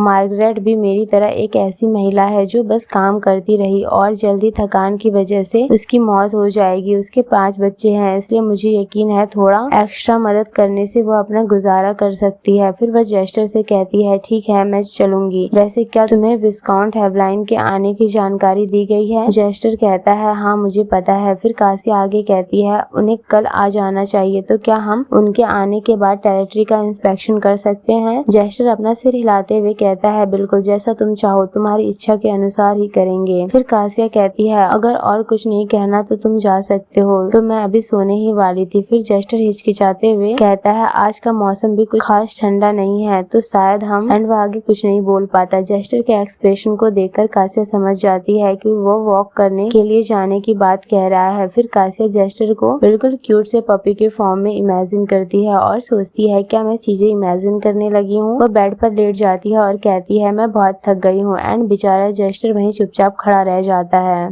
नेक्स्ट सीन में जेस्टर, कासिया एंड उसके सर्वेंट सभी उसके फ्रेंड का वेलकम करने के लिए बाहर खड़े थे। कासिया खुश होते हुए जेस्टर से कहती है कितना समय हो गया है? जेस्टर कहता है जब से तुम विस्काउंट हेवलाइन, एंड वह सोचता है ऐसा लगता है जैसे तुम विस्काउंट हेवलाइन के बहुत करीब हो। कासिया खुश होते हुए कहती है हाँ, जब हम पहली बार मिले थे तब मुझे पता नहीं था कि वह एक नोबल मैन है। जब भी हम खेलते थे वह हमेशा इतना शरारती और उद्यमी रहता था। जब मुझे पता चला कि वह एक विस्काउंट का बेटा है तो मुझे बहुत हैरानी हुई थी। बोलने का उसका अंदाज थोड़ा रूखा और वह आम नोबलमैन जैसा बिल्कुल नहीं है, लेकिन वह दिल का बहुत अच्छा है। वह हमेशा से मेरा बहुत अच्छा दोस्त रहा है। यह सुनकर जेस्टर के चेहरे का एक्सप्रेशन देखने लायक होता है। फिर वह कहता है तुम दोनों सिर्फ दोस्त ही हो, है ना? कासिया कहती है सॉरी, अगर दोस्त नहीं तो और क्या है? जेस्टर भी उसकी बात में हामी भरता है। फिर कासिया आगे कहती है कौन जाने, शायद बैरन जो आप सोच रहे हैं वही सच हो। ये सुनकर जेस्टर शॉक होते हुए कहता है क्या? फिर कासिया उससे पूछती है क्या हुआ, तुम क्या सोच रहे थे? जेस्टर कुछ नहीं कह पाता। फिर कासिया आगे कहती है अगर आप खुद गिल्टी नहीं होते तो आपको मुझ पर शक ही क्यों होता? फिर जेस्टर कहता है मैं गिल्टी नहीं हूँ। एंड वो आगे एक्सप्लेन करने की कोशिश करता है, बट कासिया उसकी बातें काटते हुए कहती है तुम नहीं हो, मैंने कुछ नहीं कहा। एंड ये सब देखकर पीछे बटलर हंस रहा था। फिर आगे जेस्टर कहता है मेरी वाइफ, उस बात को छोड़ो, पहले मेरी बात सुनो। तभी वहाँ पर कासिया का दोस्त आ जाता है। कासिया उसे देखकर खुश हो जाती है और कहती है ओ वो आ गया। तभी जेस्टर की नजर भी उधर जाती है। सामने आकर एक कैरेज रुकता है जिसमें से कासिया का फ्रेंड यान बाहर निकलता है जो बेहद ही हैंडसम होता है। फिर जेस्टर सोचता है जैसा मैंने सोचा था, असली नोबलमैन का लेवल ही अलग होता है। एंड वह सैड होते हुए अपनी मुट्ठी टाइटली बंद कर लेता है। फिर वह कहता है विस्काउंट हेवलाइन आने के लिए धन्यवाद, बट उनका ध्यान सामने जेस्टर पर नहीं होता, उसका ध्यान पीछे होता है जहाँ कासिया हाई कर रही थी। जेस्टर स्माइल करता है और कहता है आपका स्वागत है, मैं आपसे मिलने का बेसब्री से इंतजार कर रहा था। फिर इयान कहता है नहीं, इतने वार्म वेलकम करने के लिए मैं आपका धन्यवाद करता हूँ। एंड जेस्टर सोचता है अगर विस्काउंट हेवलाइन एक खूबसूरत स्पॉटेड डियर है तो उसके सामने मैं सर्दियों के दिन गांव लूटने को तैयार एक गुस्सैल जंगली सुअर से कम नहीं लगता। फिर इयान कहता है क्या मैं अपनी पुरानी दोस्त से मिल सकता हूँ? जेस्टर कहता है बिल्कुल आप मिल सकते हैं, मेरी वाइफ भी आपके आने का लंबे समय से वेट कर रही थी। इयान खुश होते हुए आगे जाता है एंड वह कासिया को हक कर लेता है और कहता है सिया। ये देखकर जेस्टर बिल्कुल शॉक हो जाता है। फिर इयान आगे कहता है मैं तुमसे मिलने के लिए बहुत बेताब था। तभी जेस्टर तुरंत उसे पकड़कर दूर कर देता है और कहता है एक्सक्यूज मी विस्काउंट। फिर कासिया कहती है बैरन विस्काउंट इतने लंबे समय बाद मुझे देखकर बस एक्साइटेड हो गए हैं। जब मैं ग्रेस के लिए रवाना हुई थी तब हम ठीक से गुड बाय भी नहीं ले पाए थे क्योंकि वह अपने टाइटल को संभालने में बिजी थे। फिर वो इयान से कहती है फिर भी विस्काउंट यहाँ बहुत से लोगों की नजर हम पर है। अब मैं काउंट रुबेर्नो की पहली बेटी नहीं हूँ बल्कि ग्रेस की मालकिन हूँ। प्लीज अपने मैनर्स का ध्यान रखिए। इयान कहता है लगता है मैंने अभद्रता कर दी माई लेडी। फिर वो जेस्टर से कहता है आप भी बैरन, मेरी गलती थी। एंड कासिया स्माइल करते हुए मन ही मन कहती है इस बात पर नाराज तो नहीं होंगे ना, है ना? ये सब यहीं खत्म हो गया है राइट? वो जेस्टर को देखते हुए उससे कह रही थी। एंड जेस्टर भी कासिया के एक्सप्रेशन को देखकर खतरनाक सा स्माइल करता है। देन नेक्स्ट सीन में कासिया एंड यान एक साथ बैठे थे एंड एक दूसरे को देखे जा रहे थे। कासिया सोचती है फिर भी 10 साल बाद उसे दोबारा देखना अजीब लग रहा है। फिर यान अपनी आंखें कवर कर लेता है और कहता है सच में। फिर कासिया कहती है यान तुम रो क्यों रहे हो। यान अपने आंसू पोंछता है और कहता है मैं कैसे ना रोऊं, क्या ये सच में तुम्हारी टेरिटरी है। इतना इसका छोटा सा आकार तो एक बात है, लेकिन यहाँ तुम खाती क्या हो, इससे ज्यादा रूरल इलाका तो हो ही नहीं सकता। कासिया कहती है अभी तो सर्दी का मौसम है, मुझे यकीन है अगर हम अपनी फसलों पर मेहनत करें तो सब ठीक हो जाएगा। ये सुनकर यान और तेज तेज रोते हुए कहता है मैंने तो सुना था कि वो वॉर का हीरो है, फिर भी उसके साथ इतना बुरा व्यवहार क्यों किया जा रहा है। मुझे पता था तुम कंट्री साइड में रह रही हो, लेकिन मैंने नहीं सोचा था कि तुम ऐसी बदहाल जगह पर रह रही हो। ये सुनकर कासिया गुस्से में कहती है बदहाल, यहाँ हर कोई मेहनत करता है और ठीक से रहता है, हमारे लोगों को इस तरह नीचा मत दिखाओ, तुम हमें भिखारियों जैसे क्यों बता रहे हो। एंड वह सोचती है इस पूरी सिचुएशन में गलत सिर्फ जेस्टर है, हमारे मेहनती लोगों ने क्या गलत किया है। यान आगे कहता है सॉरी, मेरा गुस्सा थोड़ा ज्यादा बढ़ गया था, सोचकर ही बुरा लगता है कि तुम्हें ऐसी जगह पर कितना स्ट्रगल करना पड़ता होगा। कासिया कहती है कोई बात नहीं। फिर यान आगे कहता है मैं बस अपना गुस्सा रोक नहीं पा रहा हूँ, तुमने ऐसा क्या किया था कि तुम्हें ये सब सहना पड़ा, और मैजेस्टी का आखिर मतलब क्या है। अगर तुम्हारा हस्बैंड वॉर हीरो है तो उसके साथ वैसा ही व्यवहार होना चाहिए। मैजेस्टी को किसी और की बेटी को उसके हाथ सौंपने के बाद भी अपनी प्रतिष्ठा बनाए रखने का क्या मतलब है। कासिया कहती है इस बात से मैं सहमत हूँ, सच कहूँ तो मुझे लगता है वो बहुत सेल्फिश है। यान सोचता है यहाँ की जिंदगी सचमुच बहुत खराब है। फिर वह कहता है बैरन कैसा है, क्या वह अच्छा इंसान है। कासिया चिढ़ते हुए कहती है किसी और विषय पर बात करते हैं। फिर यान अपनी मुट्ठी कसकर बंद करते हुए सोचता है जैसा मैंने सोचा था, अपनी पूरी जिंदगी बैटलफील्ड में बिताई है, मैं बस उम्मीद कर सकता हूँ कि वह उस पर हाथ न उठाए, डैम इट। फिर वह कहता है मुझे भी बैरन के बारे में ज्यादा अच्छा नहीं लगता, बस देखो तुम्हारी हैसियत जानने के बावजूद उसने कितनी आसानी से तुम्हें अपनी पत्नी के रूप में एक्सेप्ट कर लिया। अगर वह सच में अच्छा इंसान होता तो क्या वो मैजेस्टी से ये नहीं कहता कि वह तुम्हारे लिए अनवर्दी है। कासिया स्माइल करती है और सोचती है इसकी बातों में दम तो है, लेकिन मुझे यकीन है जेस्टर ने शादी के बारे में बिल्कुल नहीं सोचा था। एंड वो दोनों बस प्रिटेंड करते हुए एक दूसरे को दिखा दिखा कर हंस रहे थे। फिर आगे यान कहता है अरे हाँ, मैं तुम्हारे लिए एक गिफ्ट लाया हूँ सिया। कासिया सोचती है एक गिफ्ट, एंड फिर यान अपने सूटकेस से उस गिफ्ट को बाहर निकालते हुए कहता है ये बहुत शानदार है। कासिया उसे देखकर शॉक होते हुए सोचती है हे भगवान ये क्या है।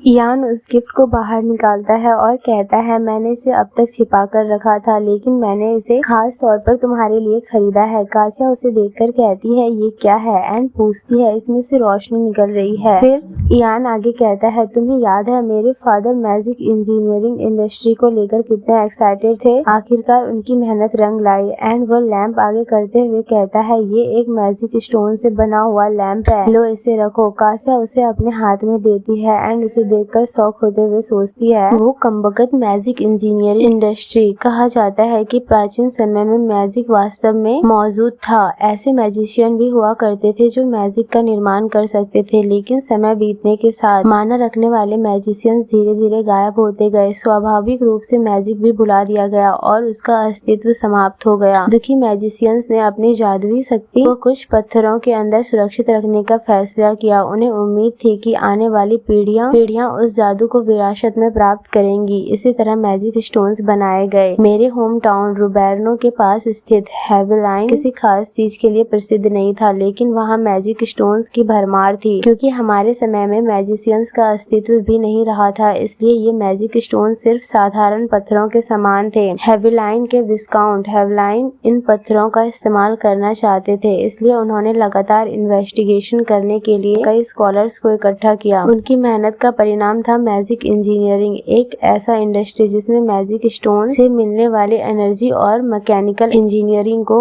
मिलाया जाता था। मेरे तेज तर्रार पिता काउंट रूबेर्नो सबसे पहले हेवेलाइन के साथ हाथ मिलाने वालों में से एक थे। ये निश्चित रूप से सफल होने वाला प्रोजेक्ट लग रहा था, लेकिन जैसे जैसे इस नए इंडस्ट्री को अधिक ध्यान मिलने लगा, दूसरे क्षेत्र की भी हेवेलाइन के मैजिक स्टोन्स पर नजर पड़ने लगी। जल्द ही हेवेलाइन एक भयंकर टेरिटोरियल वॉर में फंस गया और मेरे पिता के पास मुझसे मिलिट्री असिस्टेंस मांगने के अलावा कोई रास्ता नहीं बचा। मैं अपने इस स्ट्रेंजर जैसे हस्बैंड को वॉर के बारे में बताने में झिझक रही थी, लेकिन जेस्टर पहले ही कुछ मर्सेनरीज को इकट्ठा करके हेवेलाइन के लिए निकल चुका था। जेस्टर ने बिना किसी परेशानी के वॉर खत्म कर दिया। साथ ही उसे उम्मीद थी कि मेरे पिता उसे भारी भरकम इनाम देंगे, लेकिन बदले में उसे सिर्फ एक मुट्ठी के आकार का हाई लेवल मैजिक स्टोन मिला। एंड वह उस सीन को याद करती है जब जेस्टर ने वो स्टोन लाकर कासिया को दिया था और कहा था, मुझे बताया गया था कि यह हेवेलाइन का सबसे कीमती मैजिक स्टोन है। एंड वह सोचती है, मैजिक इंजीनियरिंग इंडस्ट्री के सफल होने के बाद इस पत्थर की कीमत को आसमान छूने की उम्मीद थी। एंड उस टाइम कासिया ने सोचा था, फादर क्या आप हमारा मजाक उड़ा रहे हैं? अब मैं अपने हस्बैंड का सामना कैसे करूंगी? एंड वह प्रेजेंट में सोचती है, मेरे पिता को शायद सच में विश्वास था कि मैजिक इंजीनियरिंग इंडस्ट्री सफल होगा, लेकिन अंत में कोई भी ये पता नहीं लगा पाया कि उन पत्थरों के अंदर बंद कॉम्प्लेक्स मैजिक का इस्तेमाल कैसे किया जाए। इस तरह मैजिक इंजीनियरिंग इंडस्ट्री पूरी तरह असफल हो गया। वह सोचती है, बेवकूफ इयान, डम फादर, अगर फेल ही होना था तो अकेले फेल होते, हमें इसमें क्यों खींचा? तभी गेट पर नॉक होता है। बाहर बटलर कहता है, मैडम मैं पॉल हूँ, आपका खाना रेडी है। मास्टर ने कहा है कि आप जल्दी नीचे आ जाए। नेक्स्ट सीन में सभी डाइनिंग टेबल पर होते हैं। जैसे ही कासिया वहाँ के खाने को देखती है, वह शॉक हो जाती है और सोचती है, हे भगवान, ग्रेस की एक डिश जिसमें क्रश्ड पोटैटो को बेसिल से स्वादिष्ट बनाया गया है। आज का मुख्य भोजन ग्रिल्ड चिकन है। तभी सैफ आगे कहता है, मैंने हर डिश को तैयार करने में पूरा ध्यान दिया है, आराम से बैठकर भोजन का आनंद लीजिए। और मैडम, पॉल के कहने पर मैंने हनी और शुगर भी रखी है। मैंने सुना था कि जब आप रूबेर्नो में रहती थी तो आप इन्हें दूध में मिलाकर पीती थी। कासिया सोचती है, मैंने कभी नहीं सोचा था कि ये सैफ इतना ध्यान रखने वाला होगा। इसमें से हर डिश पूरी लगन से तैयार की गई है। सैफ आगे कहता है, पॉल और मास्टर दोनों ने ही मुझसे कहा था कि मैं विस्काउंट हेवेलाइन का पूरे दिल से स्वागत करूं, इसलिए मैंने अपना बेस्ट दिया। कासिया सोचती है, जेस्टर ने ऐसा कहा, लेकिन शुगर और मिल्क दोनों ही ग्रेस में लग्जरी में माने जाते हैं। तभी जेस्टर कहता है, क्या ये भोजन आपके पसंद का नहीं है विस्काउंट? इयान कहता है, क्या ये मील बैरोनेस के योग्य है? तभी कासिया कहती है, इयान रुको। लेकिन इयान फिर आगे कहता है, बैरन, क्या उसके आने के बाद से आप अपनी वाइफ को भी ऐसा ही खाना खिला रहे हो? ये ऐसी चीज है जिसे उसने शायद पहले कभी चखा भी नहीं होगा। आपकी वाइफ अपने नौकरों के प्रति हर दिन नखरे करने वाली महिला नहीं है। शायद उसने किसी से ये तक नहीं बताया कि वो यहाँ के भोजन के साथ एडजस्ट नहीं कर पा रही। ये सुनकर जेस्टर शॉक हो जाता है। फिर आगे इयान कहता है, क्या आपको पता है कि रूबेर्नो किस तरह की जगह है? हाँ, शायद आपको ये बेहतर तरीके से समझ जाना चाहिए था। बेशक हो सकता है कि आपको इस साधारण भोजन की आदत हो, लेकिन आपकी वाइफ। तभी सैफ झुकता है और कहता है, मैं माफी चाहता हूँ, मास्टर ने किसी भी तरीके से लापरवाही नहीं की है। मैडम के भोजन की जिम्मेदारी मेरी है, इसलिए गलती के लिए मुझे जिम्मेदार ठहराया जाना चाहिए। आप बिल्कुल सही कह रहे हैं विस्काउंट, मुझे अधिक ध्यान रखना चाहिए था। तभी कासिया कहती है, बस करो। फिर वो आगे कहती है, विस्काउंट, तुम्हें ग्रेस की परिस्थितियों के बारे में पता होना चाहिए। ग्रेस छोटा और बंजर क्षेत्र है। हमारे रेसिडेंट्स तो स्वादिष्ट भोजन खाने का सपना ही देख सकते हैं। लॉर्ड और मैं कासल में रहते हैं, इसलिए हम तरह तरह के भोजन का आनंद ले सकते हैं, लेकिन जब हम जानते हैं कि हमारे रेसिडेंट्स स्ट्रगल कर रहे हैं तो हम हर दिन दावत कैसे उड़ा सकते हैं? अगर मुझे पता चले कि तुम इस तरह की ऐसो आराम वाली जिंदगी जी रहे हो तो मुझे तुमसे निराशा होगी विस्काउंट। अगर ये भोजन खास तौर पर मेरे लिए बनाए गए होते तो मैं वैसे भी इन्हें खाने से मना कर देती। एंड वह सैफ से कहती है, और ल्यूकस, तुमने कुछ गलत नहीं किया, अपना सिर झुकाने की कोई जरूरत नहीं है। तुमने मेरे पुराने दोस्त के लिए इतना ध्यान रखकर खाना बनाया, ये देखकर मैं बहुत प्रभावित हुई हूँ। मुझे अब भी याद है कि यहाँ आने के दूसरे दिन तुमने मेरे लिए जो खाना बनाया था। ये सुनकर सैफ सोचता है, लेकिन आपको कैसे याद? फिर वह कहता है, हाँ हाँ मैडम। फिर आगे कासिया कहती है, फिश भी महंगी रही होगी, मैं भी बहुत हैरान हुई थी। तुम कमाल के सैफ हो, तुम्हारी पोटैटो डिश, बार्ली केक, सब कुछ मेरी पसंद का है। अब तो मेरा दिन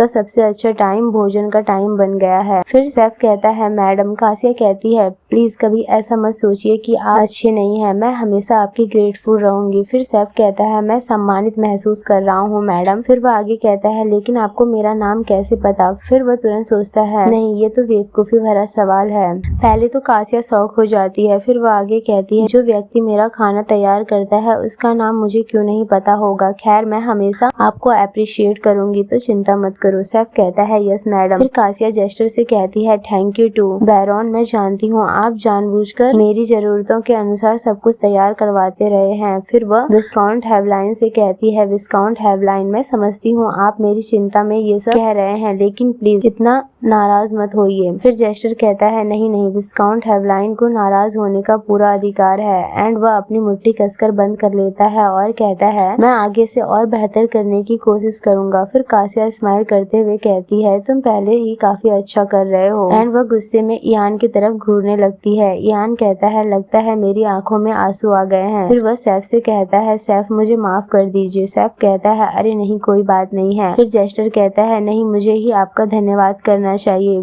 आपने मुझे मेरी इनसेंसिटिविटी का एहसास कराया है। आज का भोजन शायद आपकी पसंद के अनुसार पूरी तरह ना हो विस्काउंट, लेकिन मैं आपसे अनुरोध करता हूँ कि कृपया इसका आनंद ले। इयान कहता है यस थैंक यू। फिर जेस्टर कासिया की तरफ देखता है एंड उसका दिल जोर जोर से धड़कने लगता है। एंड इसी के साथ हमारा ये एपिसोड यहीं एंड हो जाता है। तो मिलते हैं नेक्स्ट एपिसोड में, तब तक के लिए बाय बाय। और हाँ, अगर आपको ये स्टोरी पसंद आई है तो प्लीज कमेंट बॉक्स में प्लीज लिख करके मुझे बताएं कि आपको ये कैसा लगा।